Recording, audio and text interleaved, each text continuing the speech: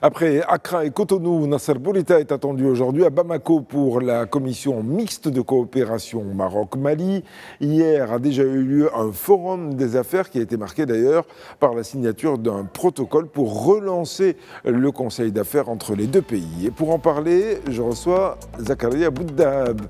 Bonjour et c'est un plaisir de vous recevoir à nouveau dans la matinale des médias TV. Vous êtes professeur de relations internationales. On va parler de cette réunion qui a lieu aujourd'hui avec le ministre marocain des Affaires étrangères et des Marocains résidant à l'étranger, ainsi que de la coopération africaine, qui se trouve à Bamako, ou qui va s'y rendre un petit peu plus tard dans la journée, pour cette commission qui est très très importante parce que les relations entre le Maroc et le Mali ont déjà une histoire qui n'est pas une histoire comme les autres. Bonjour Seragid, merci encore une fois pour cette belle invitation. Vous avez raison de le dire puisque, historiquement parlant, dans les siècles précédents, les historiens souvent évoquent les caravanes du commerce qui sillonnaient le Sahel, le Sahara, le Sahel, et s'étendaient jusqu'au pratiquement le fleuve du Niger. Et le Mali était principalement une route fondamentale, non seulement par rapport à cet aspect-là, ça va de soi, puisque le commerce est porteur d'échanges, d'interactions humaines, démographiques, culturelles, mais également il y a cet aspect spirituel, puisque le Mali lui-même, c'était un ancien empire de Tombouctou, et c'est une base spirituelle très importante. Et c'est la raison pour laquelle aujourd'hui le Maroc et le Mali, de façon particulière, sont en train de retrouver un peu ces itinéraires historiques, mais tout en alimentant la relation par des problématiques nouvelles, ça va de soi, l'investissement, le commerce, l'économie, les affaires, mais également les échanges éducatifs. Nous recevons beaucoup d'étudiants maliens, l'Agence marocaine de coopération internationale octroie des bourses et également les Maliens sont considérés comme de studieux étudiants qui s'intègrent facilement dans le tissu culturel marocain. C'est la raison pour laquelle aujourd'hui, vous l'avez si bien dit d'entrée de jeu, quand on parle de la relation du Maroc avec le Mali, c'est une relation qui est millénaire et aujourd'hui, nous sommes en train de reconsolider, si vous voulez, cette relation, ce couple entre le Maroc et le Mali. Oui, alors il y a la relation d'hier, bien sûr, on vient de l'évoquer, il y a la relation d'aujourd'hui, puis il y a surtout, j'ai envie de dire, la relation de demain.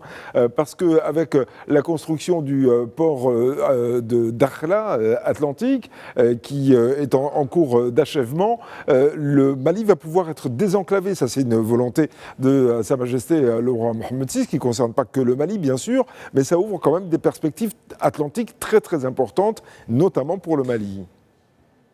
Absolument. Le Mali, condamné, entre guillemets, par la géographie, les faits géographiques sont têtus, mais les humains ne sont pas désarmés pour autant par rapport à la géographie. Ils peuvent, si vous voulez, un peu atténuer certains effets négatifs en termes d'enclavement. Et là, nous parlons évidemment d'un pays très important dont la superficie globale dépasse le 1 million de kilomètres carrés. Le Mali, géographiquement, il y a le nord, le sud. Le sud, il y a des forêts, mais le nord, il reste quand même très sec, très frappé, plus frappé par le changement climatique. Et l'initiative Sa Majesté le roi Mohammed VI, depuis le 6 novembre 2023, c'était un discours déclencheur d'une nouvelle approche en termes de lutte contre justement l'enclavement. Ça ne concerne pas seulement que le Mali, vous l'avez si bien dit, mais également le Tchad, il ne faut pas l'oublier, le Burkina Faso et le Niger fondamentalement. Il s'agit par conséquent de créer des corridors directs sur le plan terrestre en particulier, en vue de leur permettre d'accéder à l'Atlantique, parce que généralement, tous les experts considèrent que le transport maritime, c'est le facteur essentiel de la floraison des échanges. Et pour lutter contre cela, et je voudrais quand même ici rappeler qu'il y a des ports au niveau d'un certain nombre de pays côtiers atlantiques, mais l'initiative Sa Majesté de novembre 2023, c'est qu'elle s'adosse à une autre qui s'appelle l'optimisation de la façade atlantique. Et évidemment, très probablement, nous y reviendrons, la question du gazoduc avec le Nigeria.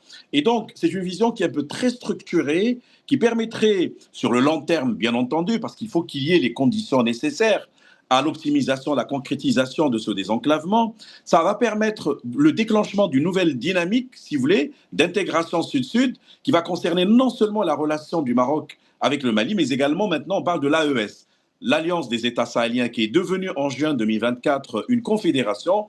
Et aujourd'hui, on pourrait dire qu'il s'agit là d'une véritable initiative originale, certes qui va s'adosser à d'autres et qui permettrait de déclencher des leviers de développement et d'action au profit du Mali, mais également les autres pays bénéficiaires. Est-ce qu'on peut considérer, Zakaria Boudarab, que ces perspectives que vous venez largement d'évoquer, et qui sont peut-être voilà, très très importantes à la fois pour cette confédération de la EES et aussi pour le Royaume du Maroc et également le reste de l'Afrique, est-ce qu'on peut considérer que c'est grâce finalement au positionnement diplomatique récent de ces pays ?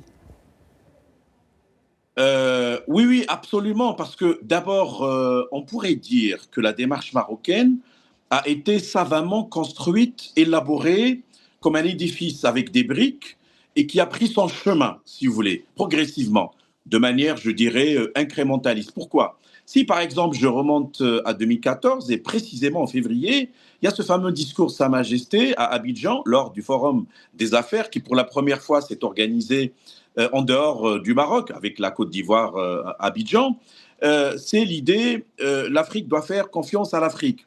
Puis par ailleurs, il y a eu progressivement clarification de cette vision qui a culminé en 2017 avec le retour du Maroc à l'Union africaine, mais il y a d'autres moments où Sa Majesté, encore une fois, avait rappelé ce paradigme de l'appropriation. Je rappelle, par exemple, en juin 2025, il y a eu le sommet de l'Afrique des océans, et c'était l'époque où la princesse Laila Hasna avait représenté Sa Majesté. Dans ce discours, on lit cette question, on est passé de la logique du soutien, de la coopération sud-sud, à la logique de l'appropriation.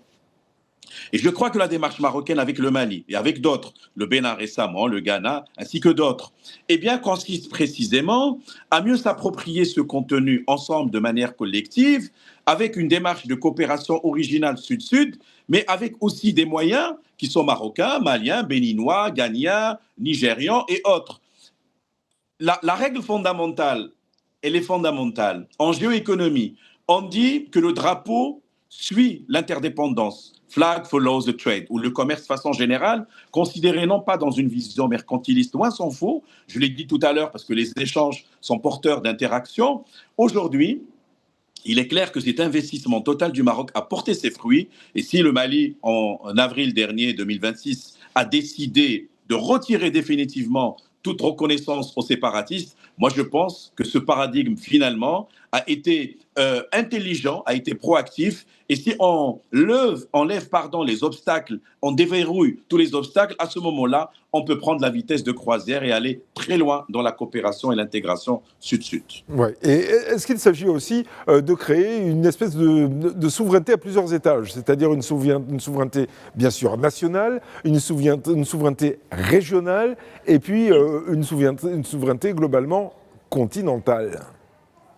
Absolument, le thème de la souveraineté est revenu. À un moment donné, certains ont considéré que cela avait disparu avec le contexte des idéologies battues en brèche, comme on dit. Mais aujourd'hui, un retour, et notamment à la lumière, premièrement, de chocs, malheureusement, qui se sont produits en particulier durant la phase de la Covid-19, parce qu'à l'époque, on avait utilisé le concept de guerre économique, etc.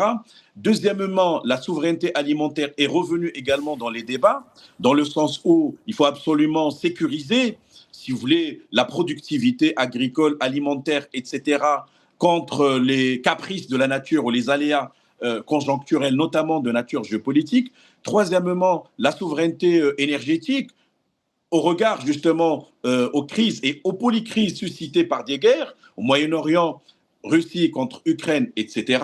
Et l'Afrique ne pouvait pas être en dehors de cette problématique générale, ce remue-ménage, si vous voulez, qui consisterait précisément à assurer une certaine souveraineté, non pas une indépendance totale, mais au moins avec on va dire, un concept stratégique d'autonomie qui permettrait justement à l'Afrique de façon générale et aux pays concernés de façon particulière, parce que quand je parle de l'Afrique, à chaque fois c'est Rachid, l'image qui me vient à l'esprit, ce sont les Afriques plurielles. L'Afrique, c'est un continent immense, etc. Vous le savez, c'est plus de 30 millions de kilomètres carrés. Mais fondamentalement, le paradigme marocain, par exemple, au sujet des énergies renouvelables, ce que j'ai remarqué, Sa Majesté, le Royaume du Maroc de façon générale, tente de le partager avec d'autres. Et c'est la raison pour laquelle vous avez si bien raison de dire qu'aujourd'hui, le thème des souverainetés plurielles est revenu comme un leitmotiv dans les débats. Et il faut que l'Afrique s'y accroche, évidemment.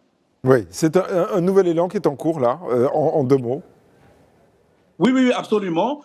L'Afrique des potentialités, il faut qu'elle mette fin à des clichés négatifs qui l'ont paralysée, l'Afrique est mal partie, etc. Non, aujourd'hui, il faut passer à une Afrique des opportunités, de l'appropriation et surtout, grâce aux jeunes, aux femmes, à l'homme africain, à la femme africaine, qu'on pourrait prendre notre envol et assurer un développement durable et inclusif, évidemment. Merci beaucoup Zakaria Bouddaheb d'avoir été en direct avec nous dans la matinale de Média TV. Je rappelle que vous êtes professeur de relations internationales. Merci encore. Très belle journée et très bon week-end à vous. À très bientôt, on l'espère.